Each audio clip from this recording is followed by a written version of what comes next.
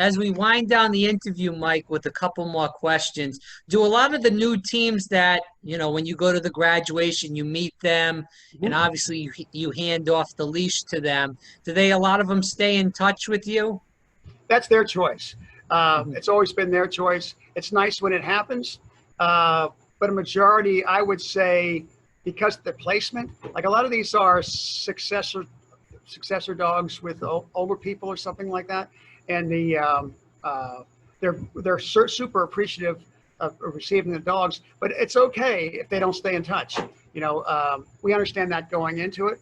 Uh, our rationale is that we give them the option, and Mhm. with the puppy raiser, it's always put together a book, and in the book it has all the contact information from the puppy raiser in case you want to stay in touch, as we do. And it's a good thing because then I share this experience with everyone else that touches the life of Emerson in the past. Like he grew up and he went to uh, Cook Elementary School with me. I work in facilities management there, and his EAP, which a lot of the teachers put together, involved his activity. A lot of the students uh, performed tasks and accomplishments and the results of their success. They were able to walk Emerson as a part of their reward program, which made them better students, and he participated in that way. So his contribution is ongoing. So if I, for instance, have a Facebook memory pop up, I share it to everybody, and I get comments back and with little hearts from people that remember him being very much part of the program. We see a lot of people that buy vests on Amazon, eBay, wherever it may be. And now, since they got the $20 vest off one of those organizations, they just put it on any old dog, say it's a service dog now, and now they can bring it wherever they want. Can you talk about that? Yeah, that's an ongoing problem. But I hesitate because I'm sitting there experiencing the same thing that you have. This unwieldy dog walking through an airport and just pulling and tugging and barking, wants to get everything. And on the dog that I'm raising, or we are raising, or puppy raisers raising, and he's just as polite and personable and just ignores all that nonsense. So people themselves can make a decision. And decide which is who has the professional training. It's obvious and it's clear. The people that take advantage of the program, unfortunately, are doing because they can't. How can I say this? Because they really don't need a service dog in the first place. It's more or less they want to travel with a pet, and it clearly demonstrates that it could be just that, traveling with a pet, and it puts a lot of people at a disadvantage for those that have legitimate service dogs, because it ends up being, I've seen several times. I'll give you an example. I lived in Annapolis, Maryland, and I was out with a grad team one time, and as I do many times, participate with them for walks and things like that. And the service dog was nipped behind from another dog that was on one of those long extended leashes. Yeah, yeah. Has a long cord, like ours is 3 feet, right? Right. Ours is 3 feet, the grads get, or whatever size that they get it. And the dog was nipped, and the CCI dog just looked and just let it go. And that's exactly what you have to do, because they're not trained for security or protection. They're trained for love and caring. So, and then we have to do that as puppy raisers to teach them as well the reaction to something like that. Like I would reach up behind him and just grab his butt a little bit like this. And as I do for all over his body, I pull him on here, I pull him on here, pull his ears a little bit, pull his ears like that, because you never know what these dogs are going to end up, the experiences they have. They might be placed in with a grad that has younger kids, and maybe somebody, their daughter or son might have babies over at the house, and the baby walks over the dog, starts grabbing its ears, and the dog's supposed to sit there and just go, okay, that's fine. Same thing with an aggressive dog. They'll take the bite and won't react backwards. So that's an important part of their training. But the fake service dog is a big thing. And I like to think to myself that people should be ashamed of themselves to even consider having them in public in that way. Misrepresentation, it doesn't help the legitimate causes like our program. We can extend this even further. Our representation of bringing the dogs into our restaurant for training is difficult sometimes when the proprietors, of course, before the pandemic, would say we don't allow pets in our restaurant. And the first words out of my mouth is thinking to myself, maybe I can get some education in this gentleman by starting a conversation like he's not a pet. He's being trained for service for people with developmental or physical disabilities. And this is part of his socialized training. He says, why do you do it in my restaurant? I said, because I can walk out of here and guarantee you that he's not going to be eating anything off the floor, and he's not going to be disruptive, because the greatest compliment a puppy raiser can get from somebody in a restaurant is, I didn't even know a dog was underneath your table. So that's what I promised the owner of the restaurant. And usually becomes, once we get over that, it's a hurdle. But what becomes difficulty is that if the restaurant owner has an experience with someone using a fake service dog coming in and doing the same thing with his restaurant, now he's got a bad experience to any other dog that follows that. So the difference is, if it's unruly, uncaring, inconsiderate, the dog doesn't belong in there and he should be dismissed. My opinion, you can immediately tell what the level of the dog's training is certainly just by the way he's acting. Mike, have you had a lot of issues in Delaware or even in Maryland or even in New Jersey, all those surrounding areas that you're around, with people not letting you train in restaurants or even at ball games, wherever it may be? Is there a lot of issues? Usually wider venues or larger venues like ball games, they understand service dog concept. It's never a problem. Restaurants, I very rarely get anybody too upset about it. Basically because the way the dog is walking and how well trained they are before I take them, because 6 months, they got to be at least 6 months even before you even try doing that. That's when all the shots are completed and everything.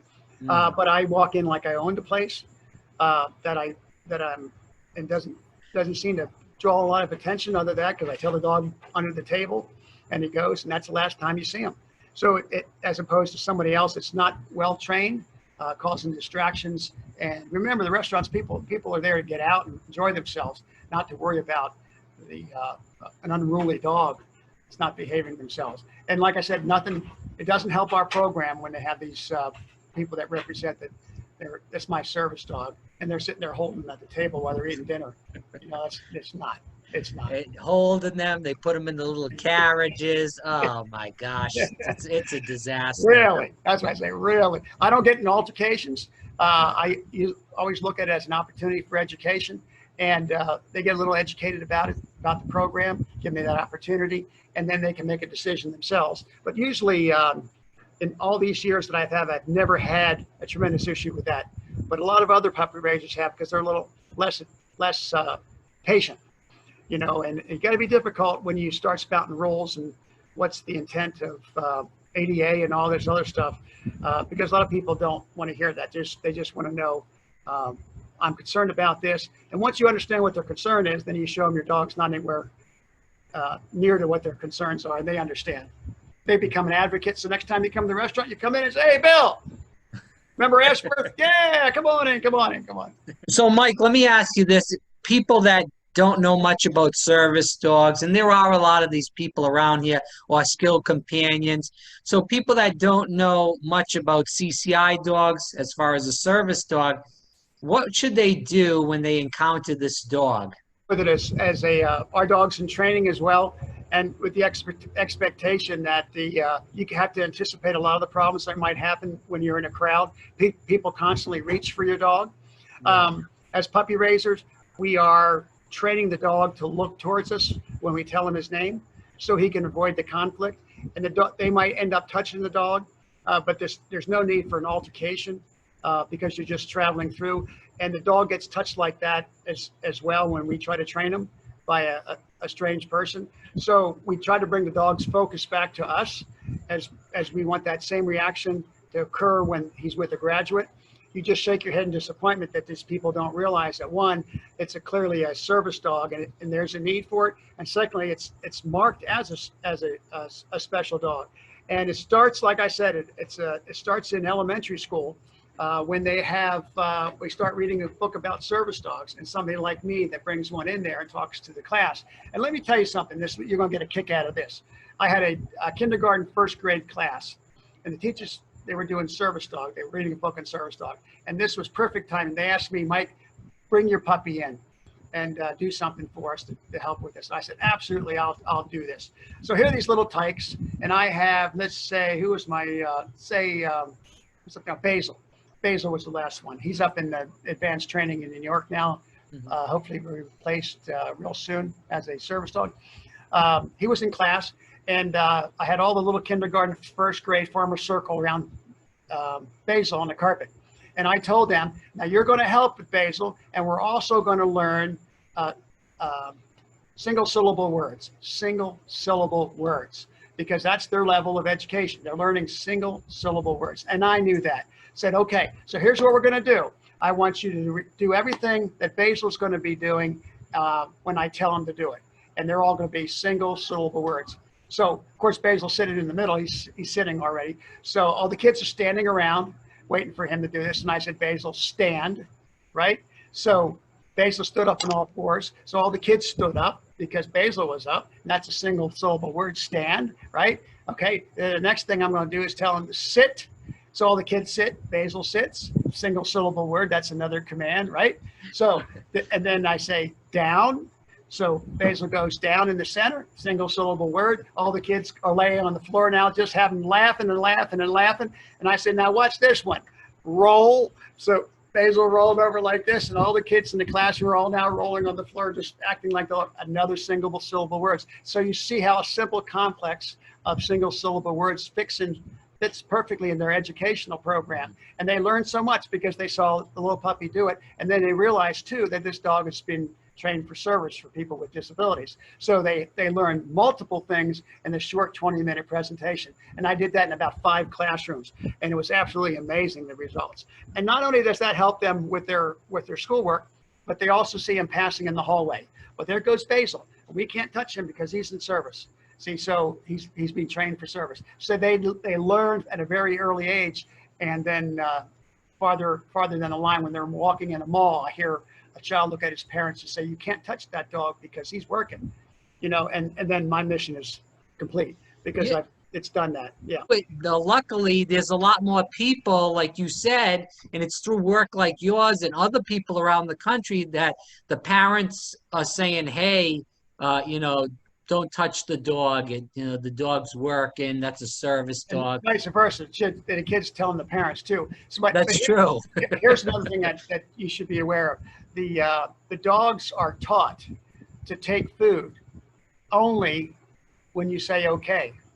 Right. See, so if you reinforce that by sticking a treat, and if they try to go for the treat, you don't give that to them, and you can hold it right up to their mouths and say okay, and then they can treat it. So if anybody comes up and tries to feed them, if they're well trained enough or trained on a consistent basis, they won't eat. Just like they won't eat on the ground. But right. You have to be aware of, and you certainly are, that you're in an environment with a lot of stimulus, a lot of people around, a lot of hands, and the kids in our society, as well as parents in our society, will see a dog like Emerson or anybody else out there and say that's in their mind a friendly dog, a lab, golden. That's why we don't raise German Shepherds. German Shepherds are somewhat intimidating. The program stays with this particular breed of dog because they're approachable, and we want the dogs approachable, but we also want the dogs trained so that they can put up with this, hands all over their bodies, until the time you tell the individuals no, please, no, and then someone's going to catch the child doing it, maybe a parent. But we try to avoid confrontations. But like I say, you're concerned about the health of the dog, so you have to do the best you can because they aren't taught for protection for themselves. They're taught to be very responsive to the needs of the individual. So again, like I said, emphasize, like I'll do here with the little one, it'll be a treat that he wants to gobble down real quick, but I'm not going to let him have it until I say okay. And that's consistent, like on a daily basis. I tell puppy raisers to do it. Walking down, treat them. No, can't take it till you hear the word okay. So that's one of the ways we work through that. I mean, there's a lot of stuff that these dogs go through. Let me tell you something. There's quite a range of emotions, because if we're talking about graduation, I can go into that. But as far Yeah. as puppy raiser is concerned, is I call it a trifecta.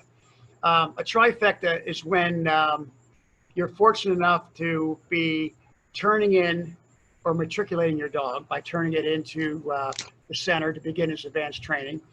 And then you also have one that same week that's graduating as a service dog or a facilities dog or a skill companion dog. And then at the same time, you're picking up a new puppy from the center. So you have one matriculating to turn in, you have one graduating, and you're picking up a new puppy. That's the best trifecta you could ever have for a puppy raiser. It's few and far between, but I have so many of those. So you think of the emotions attached to that, giving one away, turning one in, and picking up a new one. It's a cross section of just about every emotion that you could possibly have. But nothing compares to the experience of attending a graduation, because the program does a real good job of presentation of puppies that have been turned in, and the music that they play, and the way that they present the program in such a powerful way that if you have a dry eye in this program, I'm going to be sitting next to you to explain that this is not normal. You know, you need to be upset about this. Look, not upset in a good way, because you'll see in the fruition of all your work, and all the people in this room are the ones that actually helped you along the way to be as successful as you are as a puppy raiser.